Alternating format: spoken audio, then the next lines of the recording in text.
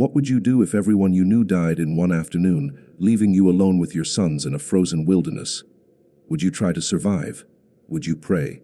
Or would something darker grow in your mind? Something that whispers, there's only one way to keep your family alive. Before we start this story, I need you to do something for me. Click that like button right now and subscribe so you don't miss the scary stories we share every single day. Also, write in the comments where you're watching from and what time it is there, because I want to know how far this story travels. Now, let's continue with the story. The explosion happened at 2017 on a Tuesday afternoon in March of 1943. Clara Brennan was making bread dough when the ground under her cabin shook like something huge had moved deep in the earth. The windows rattled. A coffee cup fell from the table and broke on the floor. Then came the sound, a deep, loud boom that rolled through Harlan County Hollow like thunder trapped in a valley. She knew right away what it meant. Every woman in the hollow knew that sound. The mine had fallen in. Clara's hands, still covered in flour, went to her mouth. Her husband, Samuel, had gone down into that darkness before sunrise, his lunch pail packed with cornbread and salt pork. He'd kissed her forehead and told her he'd be home by supper. That was 7 hours ago. That was a lifetime ago. By evening, the news came. 47 men dead, trapped under 1 million tons of rock and coal. The rescue teams had given up after 3 hours. There was nothing left to rescue, just bodies that would stay buried forever in that mountain. Samuel Brennan was one of them. So were the fathers, brothers, and sons of almost every family in the hollow. Clara stood in her doorway and watched her neighbors pack their wagons by lantern light. They were running away to Lexington, to Louisville, anywhere there was work and life and a future. The hollow was dying, losing families into the night like a wound that wouldn't close. But Clara couldn't leave. She had tried to dig Samuel out herself that first day, clawing at the collapsed mine entrance until her hands bled and an infection got into a deep cut across her palm. Now fever was growing in her blood and the wound had turned the color of rotten meat. She had 2 sons left. James, 21 years old, tall and serious like his father. Thomas, 18, still boyish in his face but strong from years of farm work. They stood beside her now, watching the last wagon disappear down the mountain road. The 3 of them were alone now, the last family in a hollow full of empty cabins. Winter had come early that year, and it settled over them like a blanket made of ice. Clara's wound got worse. Her fever climbed, and in her confused state, as she lay in her bed watching her 2 sons chop firewood through the frosted window, a thought began to form in her mind. A terrible, unthinkable thought.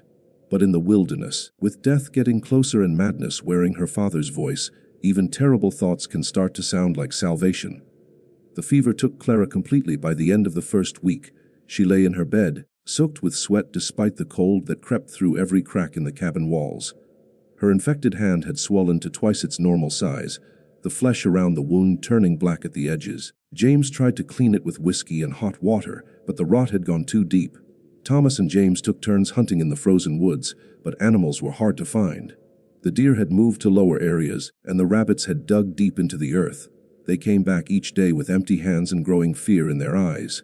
The root cellar was almost empty. Another month, maybe 2 if they were careful, and then there would be nothing left. Clara's dreams were clear and strange. She saw Samuel standing at the foot of her bed, his face covered in coal dust, his miner's lamp still burning on his forehead. He spoke to her in a voice that sounded like wind through a cave. "The bloodline must continue," he said. "The Brennan name cannot die in this hollow." She tried to tell him that their sons would carry the name forward, that they would marry and have children of their own someday. But Samuel shook his head slowly, and when he opened his mouth again, she could see the darkness of the mine shaft behind his teeth. "There's no one left for them to marry, Clara. Everyone's gone. It has to be you." She woke screaming, and James rushed to her side with a cool cloth for her forehead. She grabbed his wrist with her good hand, her fingers digging into his skin with surprising strength. "You're a good boy," she whispered, her eyes unfocused and wild. "You've always been a good boy, James. You'll do what needs to be done, won't you?" James looked at Thomas, confusion and worry written across his face. "Mama, you're burning up. Let me get you some water." But Clara wouldn't let go. She pulled him closer, her breath hot and sour against his face. "The Lord works in mysterious ways," she said. "Abraham was tested. Job was tested. We're being tested now. Don't you see? God doesn't give us problems we can't handle." Thomas stepped forward, his voice gentle but firm. "Mama, you need to rest. You're not making sense." She turned her eyes to him then, and for just a moment, her eyes cleared. There was something in that look that made Thomas's blood run cold. It wasn't madness he saw there. It was planning, it was purpose. "I'm making perfect sense," she said quietly. More sense than I've ever made in my life.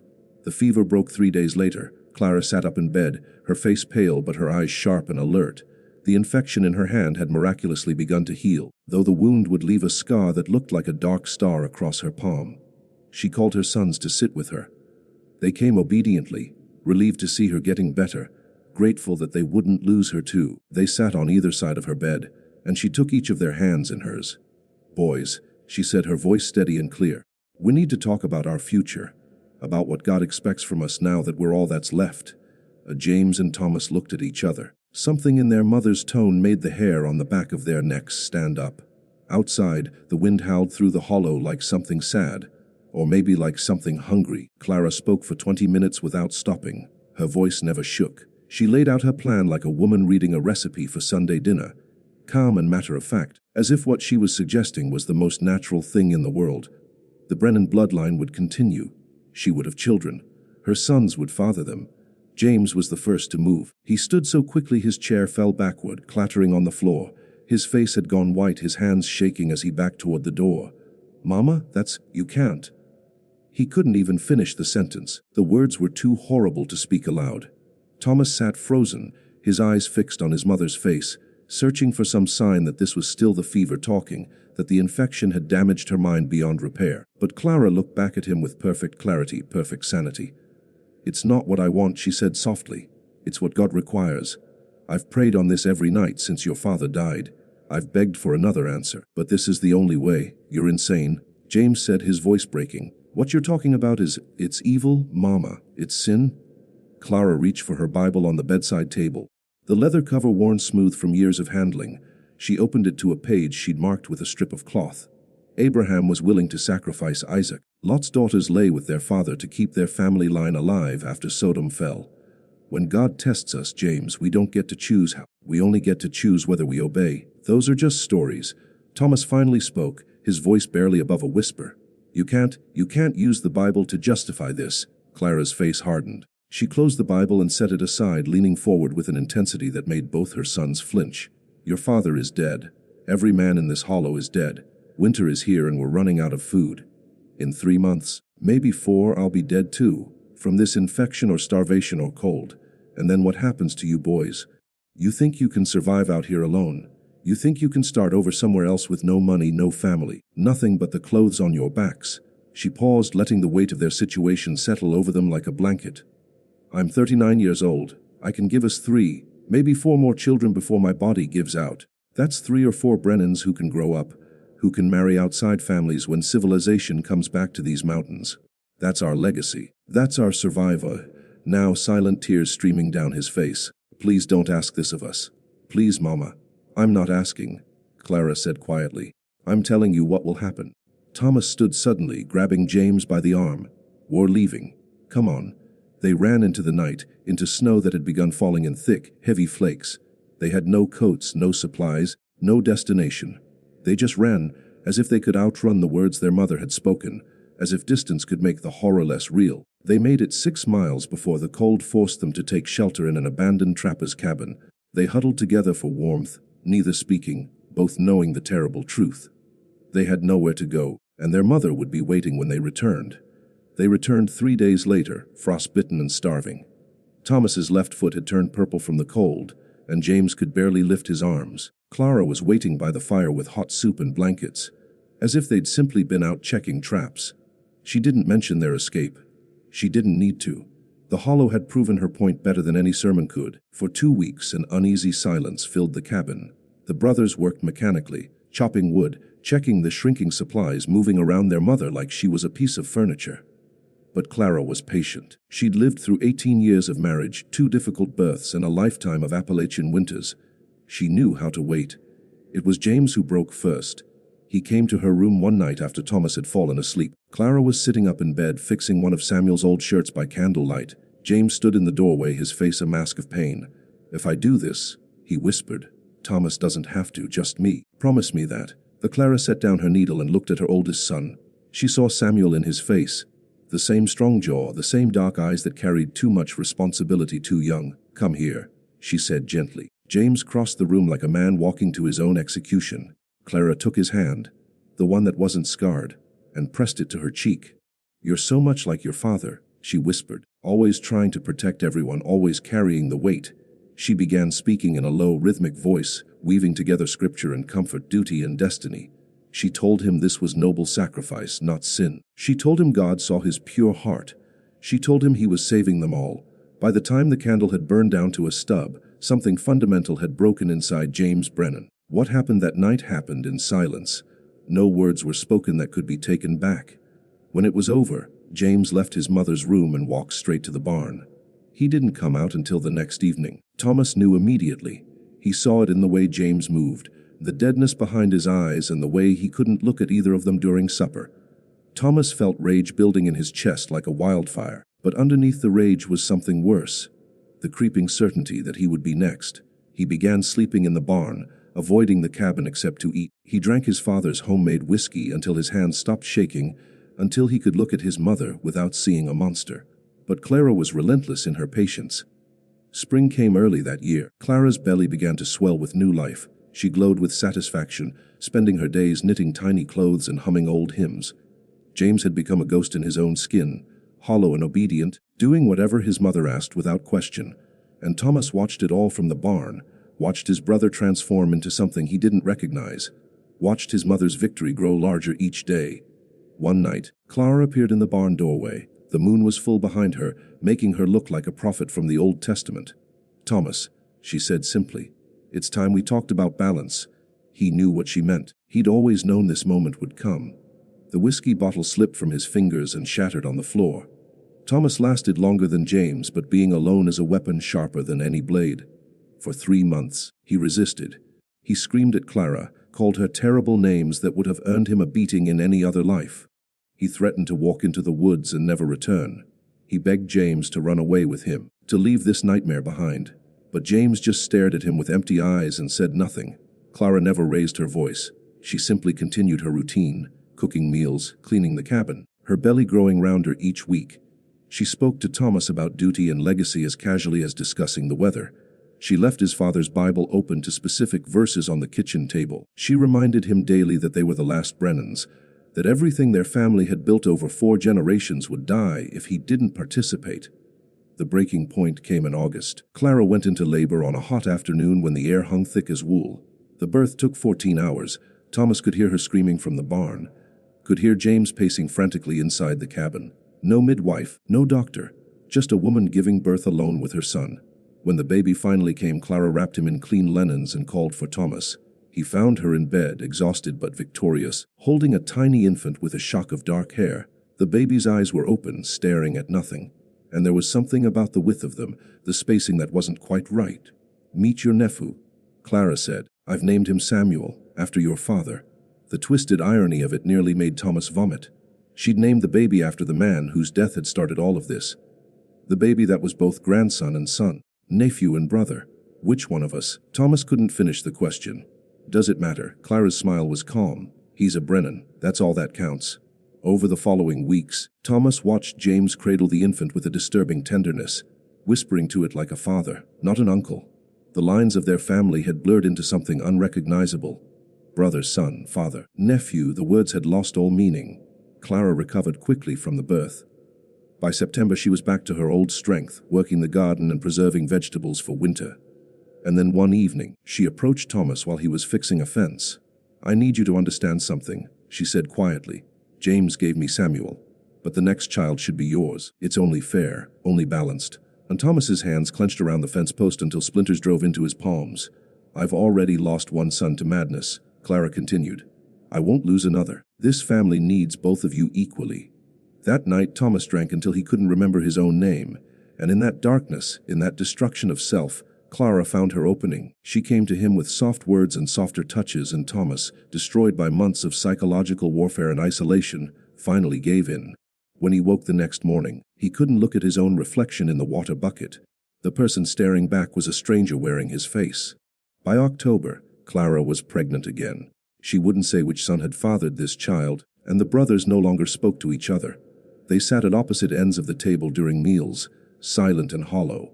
Clara hummed while she knitted, her hands moving in steady rhythm, creating a future none of them had asked for. Clara gave birth to a daughter in May of 1945. She named her Mary, and the child came out screaming with lungs that could wake the dead. Thomas held her first. For a brief moment, he looked almost human again. The second son arrived in December of 1946. Joseph came quietly, barely crying, his tiny fists clenched tight. James claimed this one as his, though Clara still refused to confirm it. It didn't matter anymore. The cabin now held 3 children who shared the same mother and grandmother, whose fathers were also their brothers. The relationships in the Brennan household had twisted into something horrible. James began acting like a husband instead of a son. He sat at the head of the table where Samuel once sat. He made decisions about the farm without asking Thomas. He touched Clara's shoulder when he passed her, a possessive gesture that made Thomas's jaw clench. "She's my mother, not your wife." Thomas spat one morning after James had kissed Clara's cheek before heading out to chop wood. James turned slowly, his eyes cold. "She's mother to your children too. Or have you forgotten Mary crying for you last night?" They nearly came to blows right there in the kitchen. Clara stepped between them with baby Joseph on her hip. "Stop it, both of you." Her voice carried an authority that made them both freeze. "Your brother's your family. Start acting like it." But they weren't brothers anymore. They were rivals locked in a competition neither had wanted to enter. They competed for Clara's approval, for her attention, for confirmation that their child was more loved than the others. Thomas started bringing Clara wildflowers from the woods. James carved her a new rocking chair. Thomas hunted longer hours to bring back bigger game. James stayed up late talking with her by the fire after Thomas had gone to bed.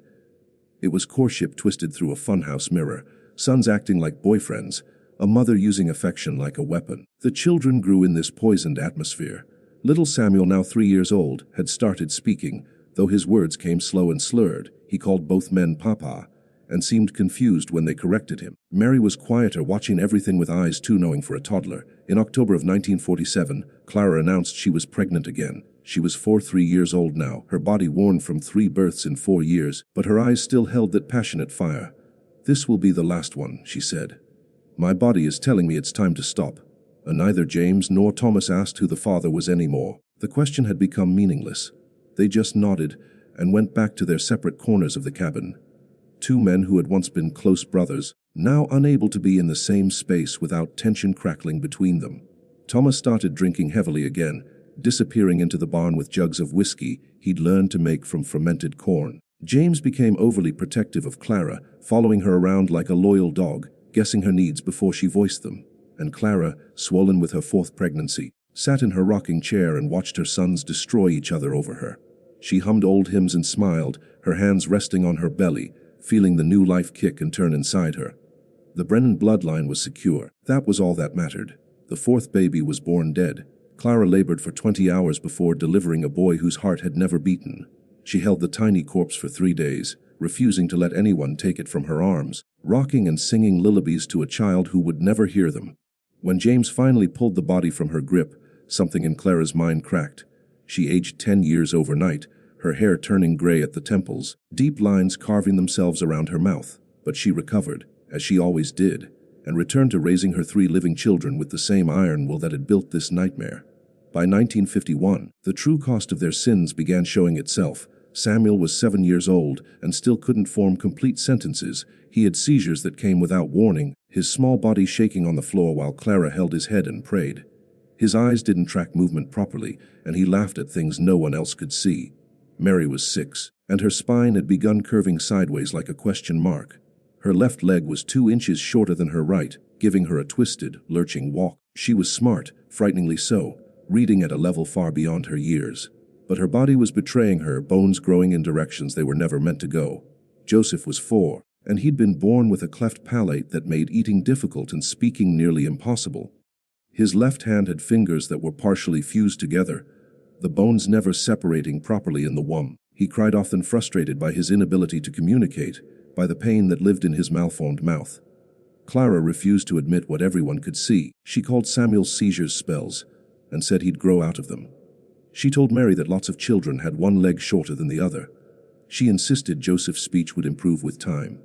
But James saw the truth. He'd started keeping a journal, hiding it under a loose floorboard in the barn, writing down every symptom, every deformity, every sign that their children were paying the price for their parents' sins. The entries grew darker with each passing month. One night Thomas found James in the barn, weeping while holding baby Joseph. The child was sleeping, his deformed hand curled against his chest, his cleft lip visible even in the dim lamplight. "Look what we've done," James whispered. "Look at him, Thomas. Really look at him." Thomas did look, and for the first time in years he allowed himself to feel the full weight of their crime. These weren't just children.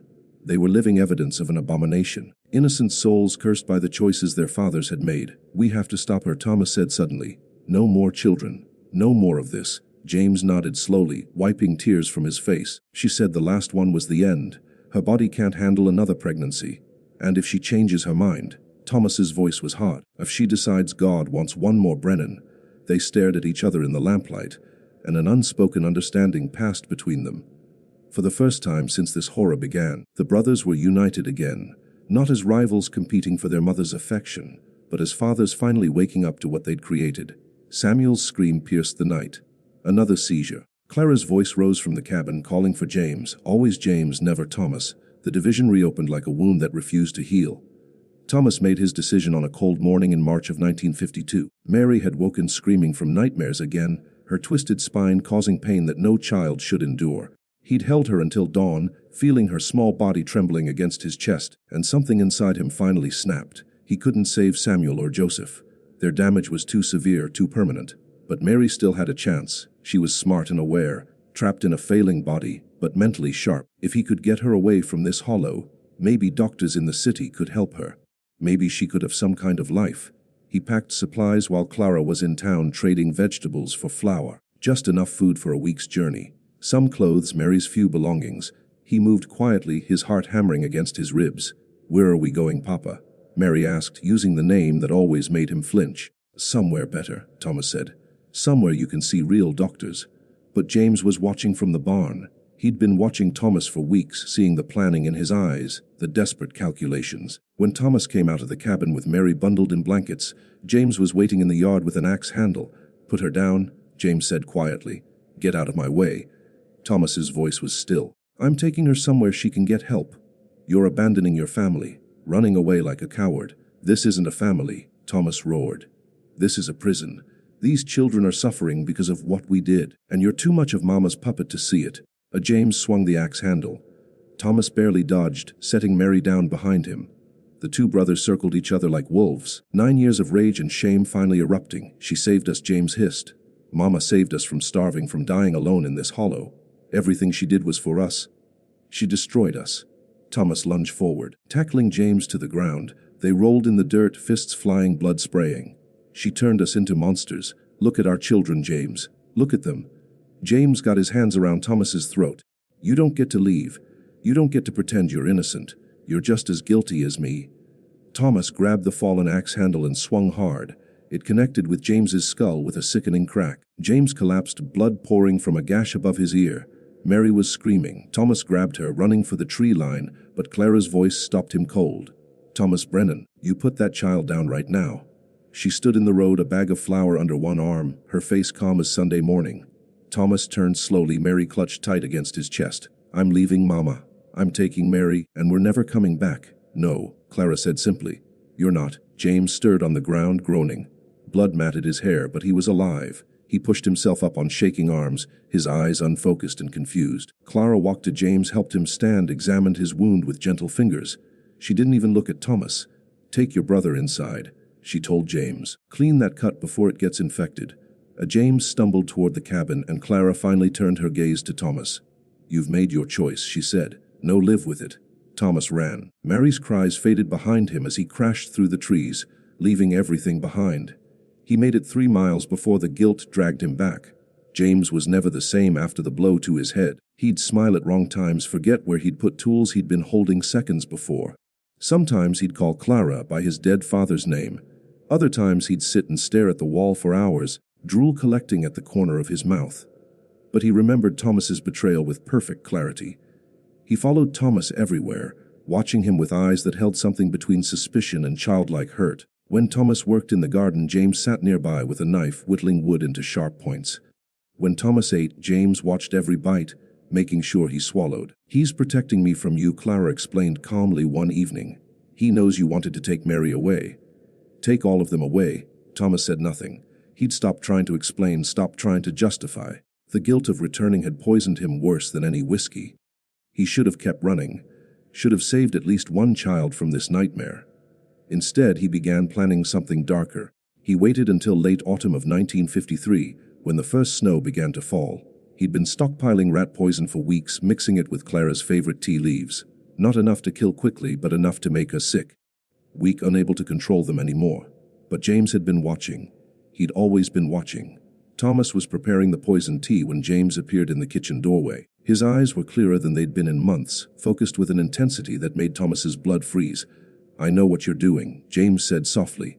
"James, listen to me," Thomas began. But James wasn't the confused child anymore. He was something else. Something that had been building since that axe handle cracked his skull. He picked up the cast iron skillet from the stove. "You can't hurt Mama," James said. "I won't let you."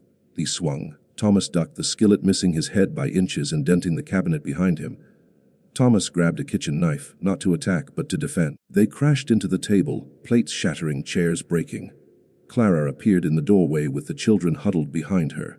She didn't scream, didn't try to stop them. She just watched with clinical interest, like a scientist watching an experiment. "Stop this!" Thomas screamed at her. "Tell him to stop."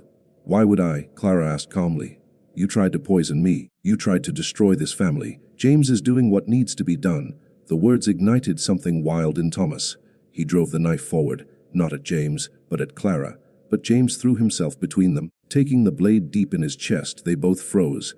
James looked down at the knife handle sticking out of his ribs, then up at Thomas with something like forgiveness in his eyes. "I'm sorry," James whispered. "I'm sorry for everything we became." Then he pulled Thomas close in an embrace and drove his own knife upward, finding the soft space beneath Thomas's ribcage. They held each other as they fell. Two brothers who'd once been inseparable, dying together on their mother's kitchen floor. Clara stepped over their bodies, checking each son's pulse carefully. Both were still breathing, barely, blood pooling beneath them in a spreading lake. She didn't call for help. She sat in her rocking chair and waited. It took James 2 hours to die. Thomas lasted 3. When both were finally still, Clara stood and began cleaning. The children watched silently as she mopped blood and dragged bodies. She hummed while she worked, the same hymn she'd sung over their cradles. Clara buried her sons behind the barn in shallow graves, covering them with rocks to keep the animals away. She told the children their fathers had gone to heaven to be with Grandpa Samuel. Mary didn't believe her, but she was too frightened to ask questions. Life in the hollow continued with eerie normalcy. Clara cooked and cleaned and taught the children their letters. She read them Bible stories every night, stories about sacrifice and obedience and God's mysterious plans. Samuel, now 9 years old, would rock back and forth during these readings, his damaged mind unable to process the words but soothed by his grandmother's voice. Clara stopped calling them by their individual names. Samuel, Mary, and Joseph became my second sons, regardless of gender. It was easier that way, she explained. They were all Brennans, they were all part of the same divine plan. Mary's spine curved further.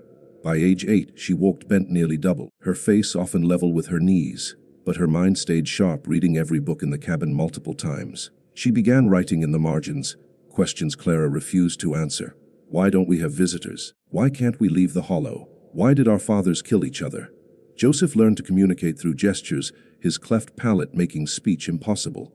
He was gentle with animals, spending hours in the barn with the chickens and the old milk cow. He seemed to understand their suffering, perhaps because he carried so much of his own. Samuel's seizures worsened. Sometimes he'd shake for 10 minutes straight, foam gathering at his lips, his eyes rolling back white. Clara would hold him afterward, rocking him like a baby, whispering that he was blessed, that he was special. The years had blurred together in isolation. 1954 became 55, then 56. The world beyond the hollow was changing, modern conveniences spreading through America. But the Brennans existed in a bubble outside of time. No electricity, no telephone, no connection to civilization except Clara's rare trips to trade for supplies. In 1963, a traveling missionary named Robert Pierce lost his way on the mountain roads. He followed smoke from the Brennan chimney and knocked on their door just before sunset. Clara answered with a shotgun. Behind her, he could see 3 figures huddled in the shadows. One was bent nearly in half. Another made strange guttural sounds. The third was rocking rhythmically, humming a tuneless song. "I'm sorry to intrude, Mom," Pierce said carefully. "I'm lost and hoping for directions back to the main road." Clara studied him for a long moment. She was 60 now, her hair completely white, her face a roadmap of deep lines, but her eyes still burned with that passionate fire. "There's nothing for you here," she said. "Keep walking east. You'll find the road by morning." Pierce nodded and turned to leave, but then he heard it, a young voice, female, calling from inside the cabin. "Please help us." Clara slammed the door. Pierce stood frozen, his missionary training warring with his survival instinct. He ran down the mountain and straight to the county sheriff. They returned 3 days later with a doctor and 2 deputies. They found Clara dead in her rocking chair, her Bible open in her lap, her face peaceful. She died of a stroke, the doctor determined. Probably happened within hours of Pierce's visit. The 3 children, now teenagers, were huddled in the corner. Samuel, 14, was having a seizure. Mary, 13, couldn't straighten her spine enough to stand. Joseph, 11, made sounds that barely resembled words. When the deputies tried to separate them, all 3 screamed. They clung to each other with desperate strength. The only family they'd ever known, the only love that existed in their broken world. As they were loaded into the sheriff's truck, Samuel kept repeating the same phrase over and over, the only complete sentence he'd ever learned. "Mama said we're blessed. Mama said we're blessed. Mama said we're blessed." The hollow stands empty now, the cabin slowly falling down under the weight of its own history. But sometimes hunters passing through claim they hear children's voices on the wind, singing hymns in voices that don't sound quite human. The Brennan bloodline continued, just as Clara had planned, but the price of that continuation was paid in broken bodies and shattered minds. 3 innocent children who never had a choice in the nightmare that created them. If this story disturbed you, good, it should. Click that like button, subscribe, because tomorrow we're bringing you another story that'll make you question what humans are capable of when isolation and desperation take hold. The darkness in these mountains runs deeper than you can imagine, and we're just getting started.